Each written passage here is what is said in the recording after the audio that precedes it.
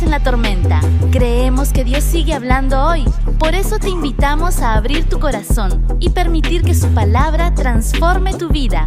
Que este mensaje fortalezca tu fe, renueve tu esperanza y te acerque aún más a Jesús. Comencemos. Dice así en el nombre del Señor, libro de Mateo, capítulo 14, desde el versículo 22, vamos a leer hasta el 33. Usted vaya corroborando con su Biblia. Dice así: enseguida Jesús hizo a sus discípulos entrar en la barca e ir delante de él a la otra ribera, entre tanto que él despedía a la multitud. Despedida la multitud, subió al monte a orar aparte, y cuando llegó la noche estaba allí solo. Y ya la barca estaba en medio del mar, azotada por las olas, porque el viento era contrario.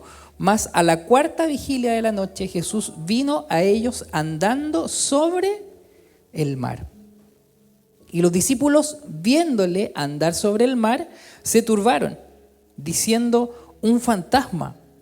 Y dieron voces de miedo. Pero enseguida Jesús les habló diciendo: tened ánimo, yo soy, no temáis. Entonces le respondió Pedro y dijo: Señor, si eres tú, manda que yo vaya a ti sobre las aguas. Y él dijo: ven. Y descendiendo Pedro de la barca, andaba sobre las aguas para ir a Jesús. Pero al ver el fuerte viento tuvo miedo, y comenzando a hundirse dio voces diciendo: Señor, sálvame. Y al momento Jesús, extendiendo la mano, asió de él y le dijo: hombre de poca fe, ¿por qué dudaste? Y cuando ellos subieron a la barca, se calmó el viento. Entonces los que estaban en la barca vinieron y le adoraron diciendo: verdaderamente eres el Hijo de Dios. Amén. Cierre sus ojitos un segundo. Padre, gracias te damos, Señor, por tu palabra. Gracias te damos, Señor, porque por intermedio de ella, Señor, tú hoy día nos permites sentarnos a la mesa contigo, Señor, y poder disfrutar, Señor, lo que tú tienes para cada uno de nosotros. Abre nuestro corazón, abre nuestra mente, Jesús, y permítenos hoy día poder ser una buena tierra, Jesús. Que tu palabra, Señor, no caiga en las piedras, Señor, sino que caiga en un lugar en nuestro corazón donde posteriormente pueda dar fruto, Señor, para ti. Gracias, Jesús, te damos por esta palabra leída, Señor. Te lo pedimos y te lo rogamos en el nombre del Padre, del Hijo y del Espíritu Santo. Amén. Amén. Puede tomar su asiento.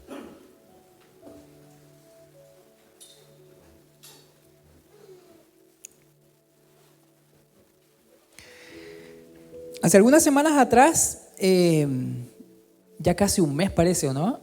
Los jóvenes tuvieron un retiro espiritual. No sé si se acuerdan. ¿Cuántos estuvieron ahí? ¿Cómo lo pasaron? Bien, ¿cierto? Comimos bien, lo pasamos bien, disfrutamos. Yo me incluyo como joven, ya no tan joven, pero igual estuvimos ahí, camuflados, ¿cierto? Nos pusimos un gorrito, unas zapatillas y pasábamos piola. Y ese retiro de jóvenes hablaba acerca de la identidad. Conversábamos acerca de la identidad, porque no sé si usted se ha dado cuenta, pero cuando nosotros sabemos quiénes somos, yo siempre pongo el ejemplo: si usted lo contratan en una empresa y le dicen, bueno, usted le vamos a pagar tanto, y lo dejan ahí en medio de la empresa, en medio del lugar de trabajo, ya, que le vaya muy bien en su trabajo. Nosotros necesitamos saber para qué fuimos contratados, ¿cierto? Necesitamos saber cuál es nuestra función, qué es lo que se espera de nosotros, ¿cierto? Cuál es nuestro rol en ese lugar en el que estamos. Si no lo sabemos, lo más probable es que vamos a perder el tiempo, vamos probablemente a intentar hacer algunas cosas, pero si no sabemos específicamente quiénes somos en ese lugar, no podremos hacer nuestro trabajo. En la vida es algo muy parecido. Si nosotros no sabemos quiénes somos, es muy difícil que podamos descubrir nuestro propósito. ¿Para qué nacimos? ¿Para qué estamos en este lugar? Y mientras usted antes descubra su propósito en la vida, mejor. Más tiempo disponible va a tener para poder cumplir eso que Dios puso en su corazón, que Dios trazó en su camino de vida. Nosotros pasamos mucho tiempo de repente de nuestra vida caminando por senderos que no son los que Dios trazó para nosotros. Y peor aún es cuando somos buenos haciendo lo que Dios no nos llamó a hacer. Una vez escuché eso y me quedó grabado en la mente. Quizá la peor cosa que nos puede pasar es ser efectivos en lo que Dios no nos llamó a hacer. Porque perdemos tiempo. Entonces, si usted se fija, la identidad que cada uno de nosotros tiene cuando tú sabes quién eres, realmente te ahorras tiempo, te ahorras dolores de cabeza y te ahorras muchas cosas en la vida.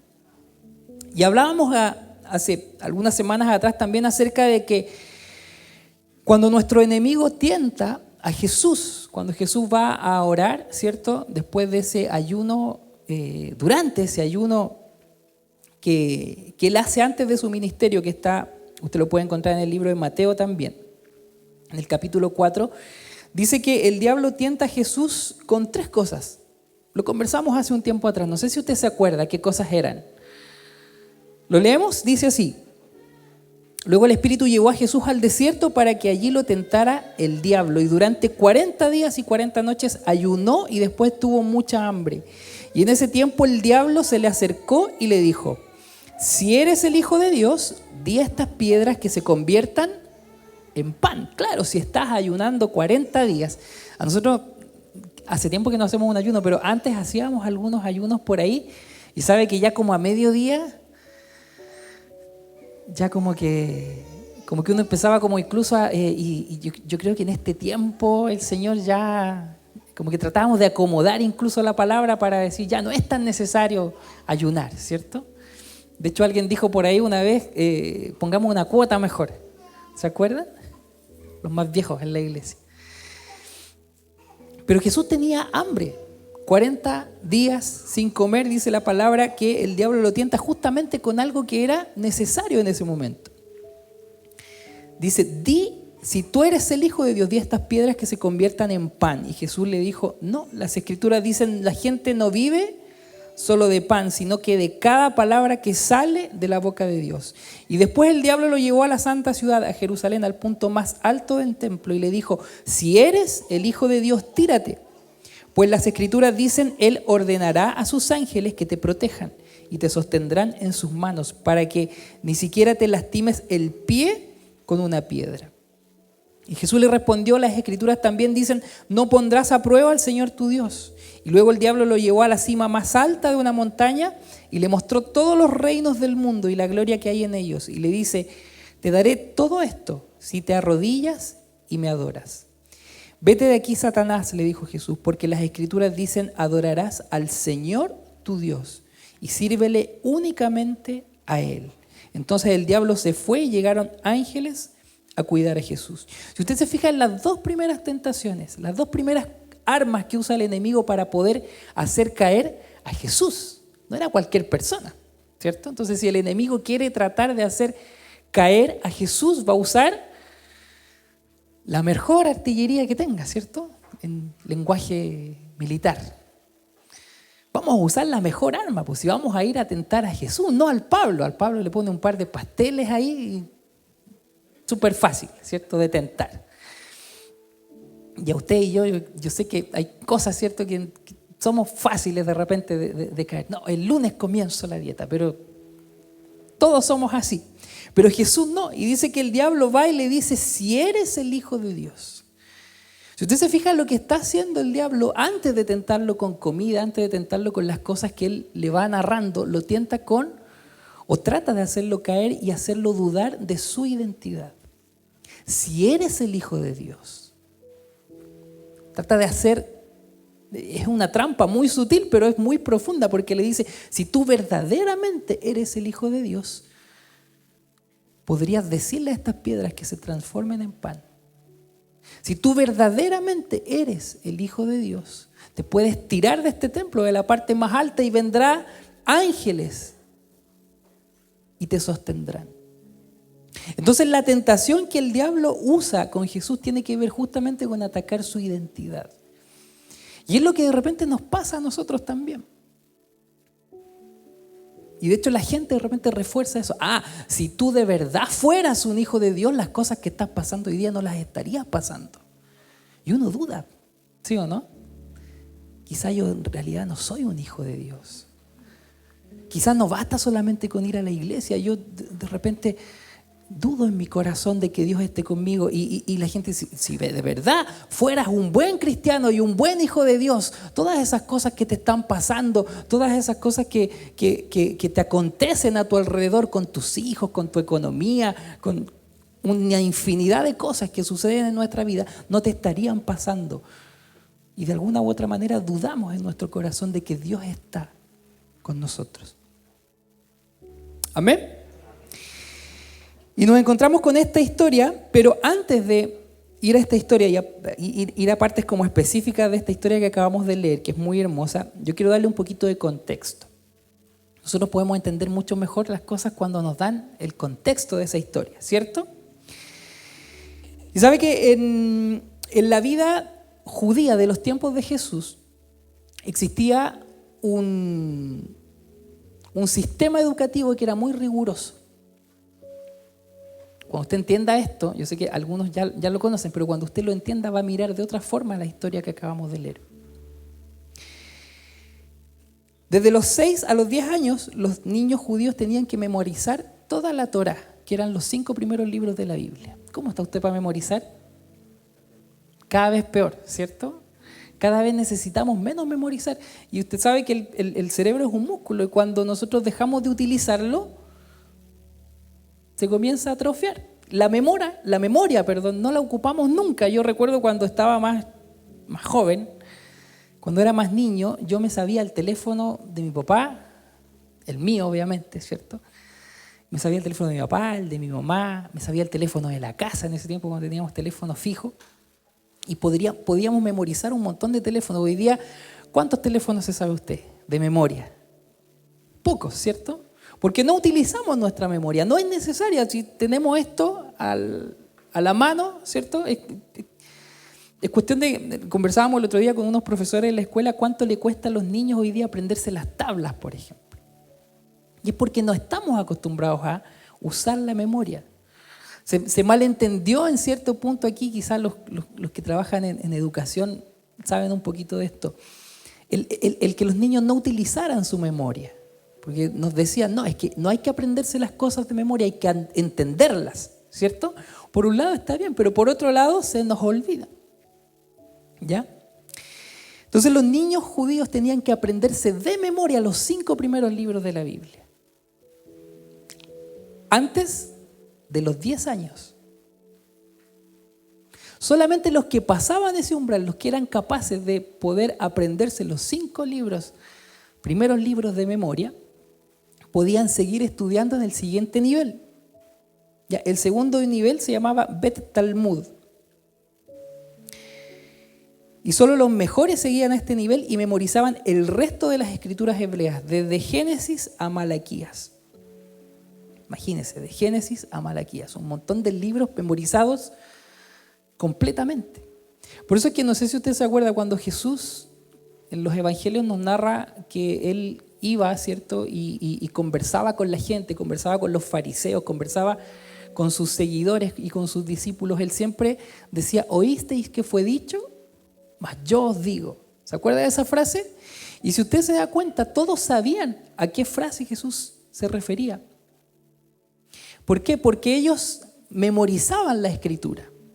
Entonces cuando Jesús hablaba de un texto, generalmente la gente lo conocía. ¿Oísteis que fue dicho? Y todos sabían a qué Jesús se refería. Porque en la educación judía se suponía que los niños deberían memorizar la palabra. ¿Ya? Y ahora, los niños que entre los 14 y 15 años, más o menos, ¿cierto?, lograban memorizar desde Génesis a Malaquías, podían seguir al siguiente nivel. Todos los que no lo podían hacer tenían que volver a su hogar a aprender el oficio de la familia.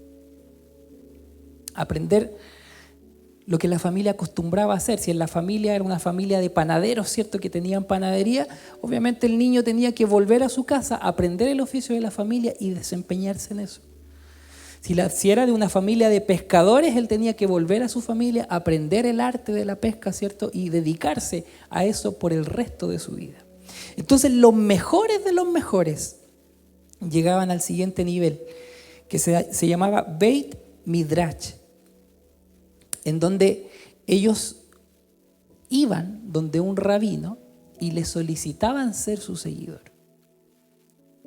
Y sabe que el rabino, que era el maestro judío de ese tiempo, Jesús fue un rabino que enseñaba y que tenía discípulos. El rabino era el que elegía a sus discípulos. No era como hoy día. Hoy día usted quiere estudiar algo, va a una universidad, va a un instituto, usted elige, me gusta esta carrera, me inscribo, ¿cierto? Busco un crédito con aval del Estado. No, ese no. O si tiene para pagar, usted lo paga, va, paga y comienza a estudiar. En ese tiempo no. En ese tiempo eran los rabinos judíos, los maestros eran los que elegían a sus discípulos. Y elegían a los mejores de los mejores. No cualquiera llegaba hasta ese nivel. Entonces, cuando un rabino elegía a sus discípulos, había una cosa que el rabino tenía que buscar y que tenía que estar 100% convencido de que su discípulo, al cual él iba a elegir, iba a poder soportar su yugo. ¿Se acuerda que en cierta oportunidad Jesús habla acerca de su yugo, dice: mi yugo es fácil y ligera es mi carga? El yugo, en los tiempos de Jesús, cada rabino tenía un yugo diferente. El yugo era como la forma de interpretar la palabra. Entonces, habían rabinos que tenían un yugo mucho más riguroso, ¿ya? Más firme, con una estructura mucho más rígida. Y eran los rabinos que eran como más pegados como a la ley, ¿cierto? A la literalidad de la ley. Pero habían rabinos que tenían un yugo un poquito más flexible. Entonces, cada uno tenía un yugo diferente, que era una forma de interpretar la ley de una manera diferente. ¿Amén? Entonces, cuando el rabino estaba 100% convencido de que ese niño, ese joven, iba a poder aprender todo lo que él hacía, lo escogía como discípulo. Y desde ese minuto ese joven, ese muchacho se convertía en un discípulo de ese maestro. Y desde ahí en adelante no era el sistema educativo, no era como el nuestro. El discípulo seguía a todas partes a su maestro. El maestro iba, tal como Jesús, de pueblo en pueblo enseñando, se trasladaba de diferentes lugares y este discípulo lo seguía. Y la misión del discípulo era, ojalá, ser igual a su maestro. Respirar igual que su maestro. Hablar igual que su maestro. Hacer las mismas cosas que hacía su maestro. Y el maestro trataba de enseñarle cada día. Por eso es que hay imágenes y hay incluso hasta el día de hoy se utiliza esta forma de enseñanza en el pueblo judío, en donde hay rabinos que sus discípulos van incluso a vivir con él al mismo lugar para no perderse ninguna de sus palabras, ninguna de las cosas que él hacía. Entonces, cuando nosotros vamos a la historia de Jesús y nos damos cuenta de los hombres que Jesús escogió como discípulos, ¿qué estaban haciendo ellos cuando Jesús los llama? ¿Se acuerda qué estaban haciendo? ¿Qué estaba haciendo Pedro, por ejemplo, cuando Jesús lo llama? Estaba pescando. ¿Qué significa que Pedro hubiese estado pescando? Que no era de los mejores. Había otro, dice que era recaudador de impuestos. Habían otros que remendaban redes, ¿cierto? Todos estaban realizando ya el oficio al cual se dedicaba cada una de sus familias. ¿Se da cuenta?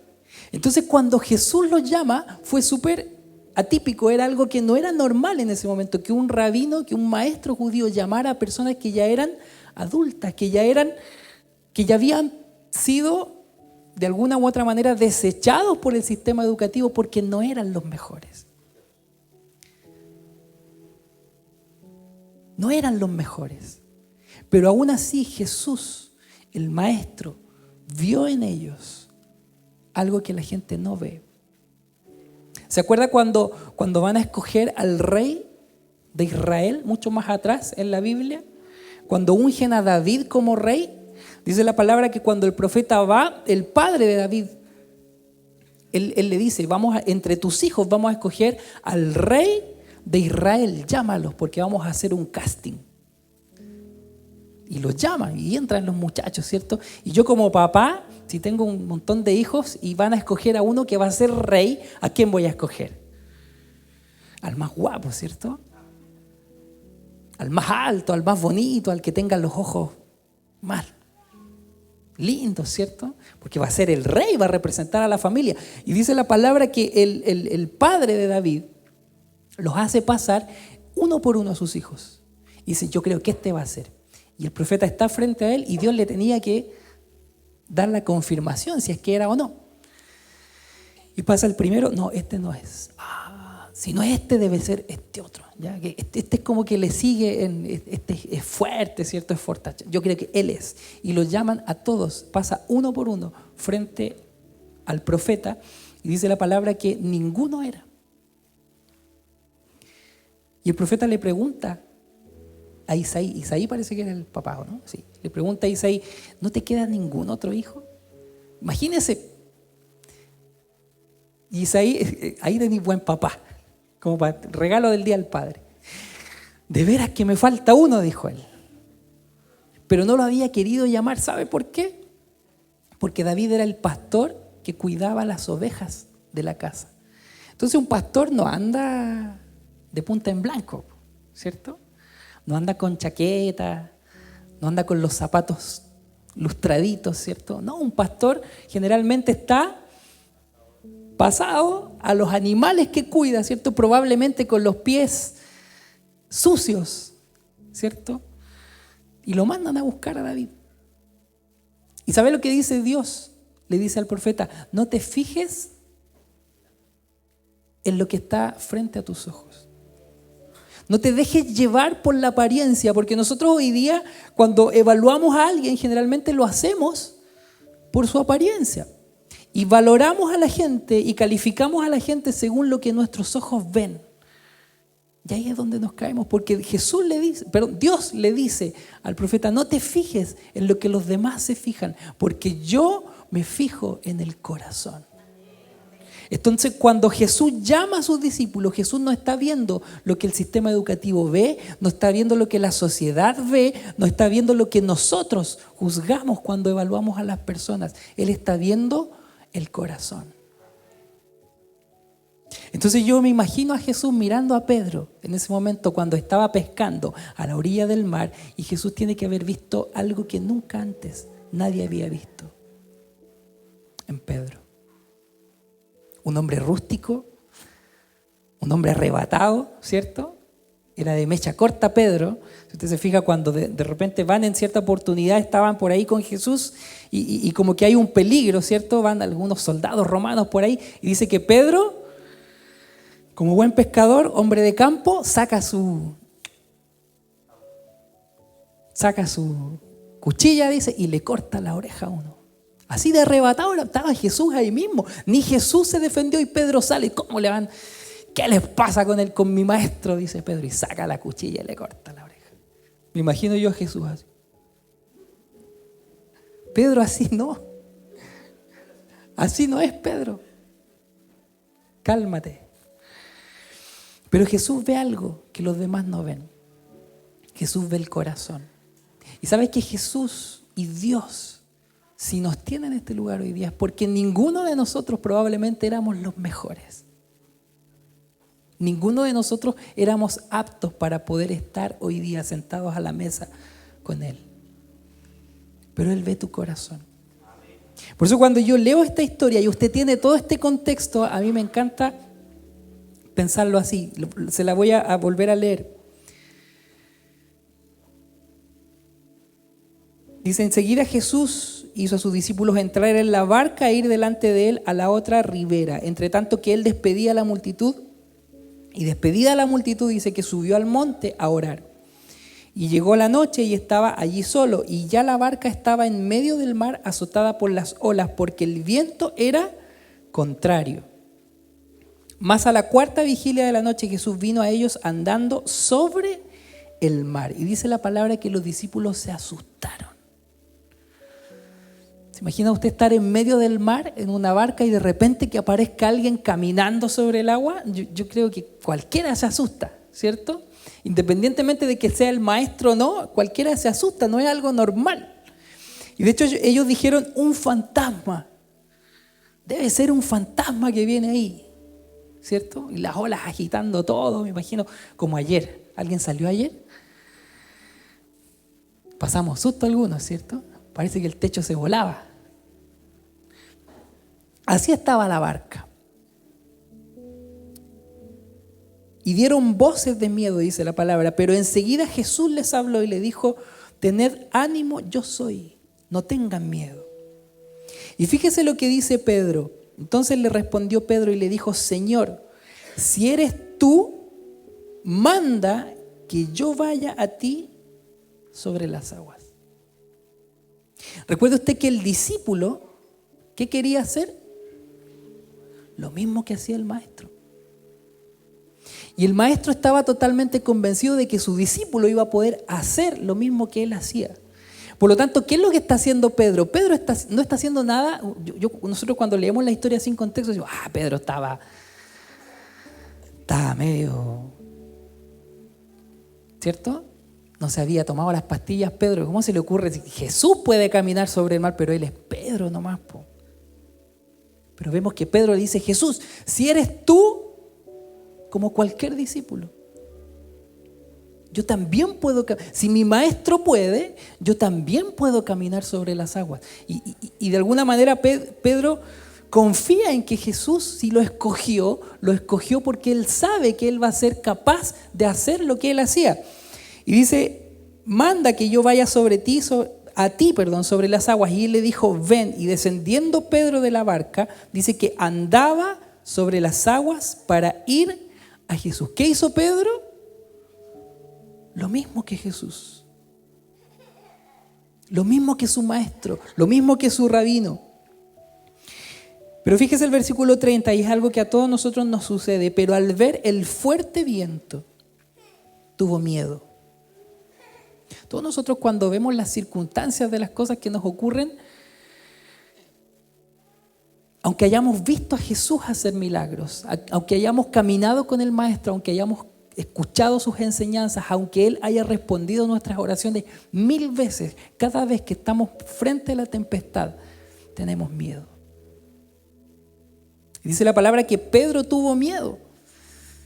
Aquí la palabra no lo dice, pero me imagino que él cuando iba caminando iba mirando al maestro, pero de repente sus ojos se desviaron y comenzaron a mirar a las circunstancias. Nosotros hacemos lo mismo, de repente vamos enfocados en el Señor y creemos que Dios nos ha llamado y nos ha puesto en el camino que estamos transitando. Pero cuando vemos las circunstancias, cuando vemos que se levantan los problemas, cuando vemos que hay conflicto en nuestra vida, cuando vemos que en el trabajo las cosas no están funcionando, cuando vemos que de repente la lluvia, ¿cierto?, de las deudas, de un montón de situaciones, yo no sé cuáles son las tormentas suyas, pero yo tengo mis propias tormentas y todos las tenemos.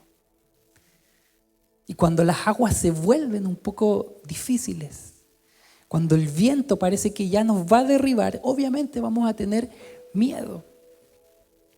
Y dice la palabra que Pedro tuvo miedo y comenzó a hundirse. Y dio voces diciendo, gritó, Señor, sálvame, le dice Pedro. Y al momento Jesús dice, extendió la mano y lo tomó. Y le dijo, hombre de poca fe. Y aquí va la pregunta para cada uno de nosotros. ¿Por qué dudaste? Y aquí va una interpretación mía. Ya esto no tiene que ver con la palabra, no lo dice la palabra, pero a mí me gusta pensar de que cuando Jesús le dice a Pedro, Pedro, ¿por qué dudaste? Pedro no dudó de Jesús. ¿Se hundió Jesús? No. ¿De quién dudó Pedro? Pedro duda de Él mismo. Pedro de alguna u otra manera es igual que nosotros. Cuando estamos en el camino, cuando viene la dificultad, nosotros decimos, quizá Dios no me mandó a hacer esto. Quizá yo no soy capaz. Quizá yo voy a la iglesia y me emociono y lloro de repente y leo la palabra, pero quizá esto no es para mí. Quizá yo no soy llamado como los demás. Y dudamos de lo que Dios está haciendo por cada uno de nosotros. Dudamos que Dios haya sido el que trazó este camino que estamos transitando. ¿Por qué dudaste, Pedro? Y cuando ellos subieron a la barca, dice la palabra que Él calmó el viento. Entonces los que estaban en la barca vinieron y le adoraron diciendo verdaderamente, eres el Hijo de Dios. Eres el Hijo de Dios. Por eso yo hoy día quiero que te lleves esta pregunta en tu corazón. Si Dios te llamó, si tú estás en este lugar, no es por coincidencia. Tú puedes pensar de que fue un amigo el que me invitó, fue un colega del trabajo, fue un compañero, ¿cierto?, del gimnasio, de la universidad que me invitó a venir. Pero ¿sabes qué? Detrás de eso hay un plan perfecto de parte del Señor. Dios caminaba por el mar de tu vida y te vio y te llamó y te dijo, ven y sígueme. Y eso significa que el Maestro, Jesús, tu Maestro y mi Maestro, estaba completamente seguro de que tú y yo reuníamos las condiciones para poder estar en este lugar. Entonces, cuando la palabra nos llama y nos dice, hijo, ¿por qué dudaste? Jesús no está hablando de que nosotros dudemos de Él. Todos nosotros creemos en Dios y hemos visto el poder del Señor, incluso en nuestras propias familias, cómo Dios ha levantado a personas. Hemos visto cómo Dios ha levantado a personas enfermas de este lugar. Hemos visto cómo Dios ha obrado de manera gloriosa entre medio de nosotros. Y no hay duda de que es Dios. Nosotros lo conversábamos con los chiquillos la otra vez, con los chiquillos de la banda. ¿Sabes que en los momentos más lindos de esta iglesia, cuando comenzó a llegar gente en este último tiempo y veíamos cómo poco a poco estas sillas se iban llenando, estábamos completamente seguros de que no era por nosotros? Muchos de los chiquillos que usted ve acá estaban pasando por tormentas, pero terribles. Terribles. Había momentos en donde yo estaba tocando acá y detrás de ese biombo estaba uno orando por el otro. Llorando ahí antes de empezar el culto. Hubo una vez que estábamos en la cocina, no sé si se acuerdan. Tuvimos que rearmar a una persona que le tocaba ese día dirigir la alabanza. Entonces estábamos todos pasando por tormentas terribles, pero sabe que Dios estaba ahí. Entonces estábamos completamente seguros que no era por nosotros, no era por nuestras fuerzas, porque éramos capaces, porque no, era porque Dios estaba haciendo algo. Era indudablemente Él el que estaba moviéndose y el que nos llamó. Por eso es que yo te pregunto hoy día, ¿por qué dudas? ¿Por qué dudaste? Yo sé que usted no duda de Dios. Todos creemos en Dios, pero ¿sabe que te voy a decir algo que quizá puede sonar muy hereje? Todos creemos en Dios, pero ¿sabes que Dios también cree en ti? Así que no lo dudes. Si tú estás pasando por momentos difíciles hoy día, si tú estás caminando por el mar de las dificultades de la vida, déjame decirte que Dios está ahí y que Él extiende su mano para que tú no te hundas. Puedes ver todo difícil, puedes ver todo oscuro, puedes ver el viento levantarse, las olas más fuertes que cualquier problema que tú hayas tenido en la vida. Pero sabes que si Jesús va en nuestra barca, si Jesús está con nosotros, no hay que temer. No hay nada que pueda venir en contra nuestra. Entonces la pregunta no es si nosotros creemos en Dios. La pregunta es, ¿estás convencido de que Dios cree también en ti? Dios muchas veces nos tiene más fe que la misma fe que nos tenemos nosotros. Dios va con nosotros. y Él no va a permitir que tú te hundas. Él sabe que tú eres capaz. Él te escogió. No lo escogimos nosotros a Él. Él es nuestro maestro y Él dijo, tú vas a ser completamente capaz. Así que no lo dudes, porque Él vio tu corazón y por eso estamos acá. Te invito a que te puedas colocar de pie. Esperamos que esta palabra haya sido de bendición para tu vida. Si este mensaje habló a tu corazón, compártelo con alguien que lo necesite y suscríbete para acompañarnos cada semana. Dios te bendiga y nos vemos en la próxima reunión.